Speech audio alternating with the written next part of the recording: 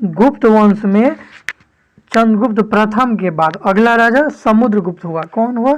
समुद्रगुप्त हुआ। समुद्रगुप्त के बारे में क्वेश्चन पूछता है, ये ध्यान रखिएगा। समुद्रगुप्त एक बहुत ही प्रतापी और शक्तिशाली राजा था। इसे विंसेंट स्मिथ ने, विंसेंट स्मिथ एक इतिहासकार थे। कौन?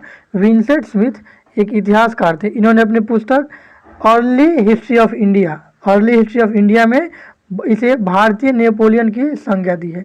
तो भारत का नेपोलियन किसे कहा जाता है? भारत का नेपोलियन समुद्रगुप्त को कहा जाता है।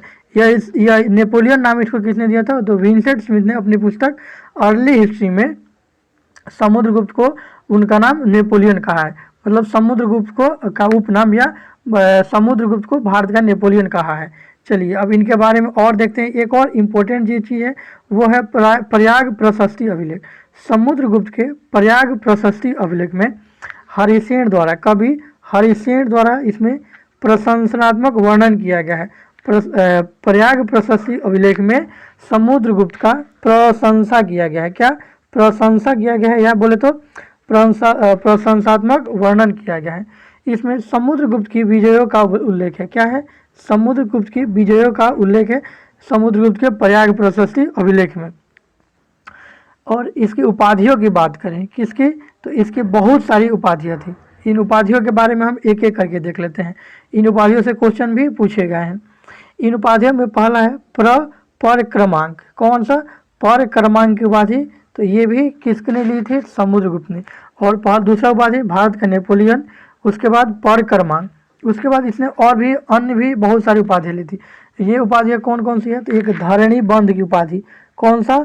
धरणी बंध की उपाधि भी इसने ली थी। ध्यान रखिएगा, धरणी बंध। अब धरणी बंध की उपाधि इसलिए क्योंकि इसने पूरे धरती को जीता था। भारत, जो भारत का क्षेत्र है आप देखेंगे इस पे पूरे भारत क्षेत्र पर इसका शासन था, इसलिए इसने इसे धरणी बंध भी की उपाधि से सम्मानित किया गया।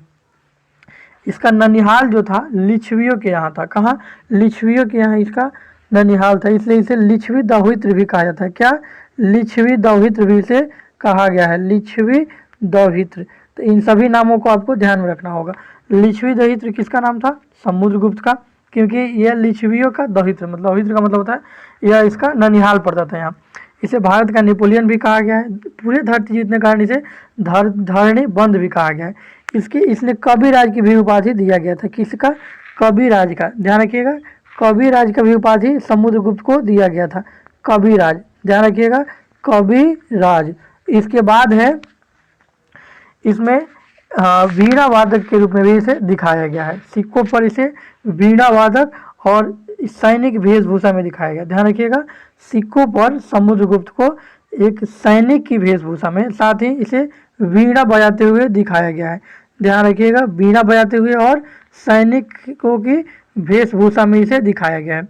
तो ये हमने किसके बारे में जाना? ये हमने जाना समुद्रगुप्त के बारे में। समुद्रगुप्त के हमने कौन कौन सा उपनाम देखा? तो पहला पर क्रमांक। कौन सा? पर क्रमांक। दूसरा नेपोलियन। कौन सा? नेपोलियन, ध्यान रखिएगा, नेपोलियन।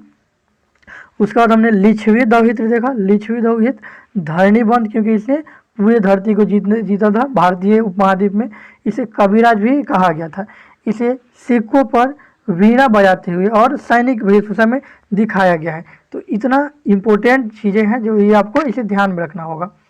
ये बात करें इसके समकालीन दक्षिण राज्य की, तो इसके जो समकालीन दक्षिण राज्य थे वो थे धनंजय। कौन सा? धनंजय, जिसकी राज्य था कुशलपुर। नीलराज, जो कि अमुक्त इनका राज्य था। उग्रसेन, जो कि पलक्का था। और विष्णुगुप्त, जो कि कांची। तो ये कुछ राजा हैं दक्षिण संबंधित इसके समकालीन राजा, समुद्रगुप्त के समकालीन राजा, और उनके नरेश यहाँ दिए गए हैं। ये आप याद कर सकते हैं या छोड़ भी सकते हैं। समुद्रगुप्त के बारे में आपको बस यहाँ उनके जो उपनाम थे, उपाधियाँ थी, उनके बारे में याद रखना जरूरी है। इसके साथ ही प्रयाग प्रशस्ति अभिलेख को भी आपको याद रखना होगा कि समुद्रगुप्त के प्रयाग प्रशस्ति अभिलेख में इसमें हरिसेन द्वारा इसका प्रशंसनात्मक वर्णन किया गया है और इसमें समुद्रगुप्त की विजयों का उल्लेख किया गया है। तो यह समुद्रगुप्त के बारे में इतनी जानकारी आपको ध्यान में रखनी है।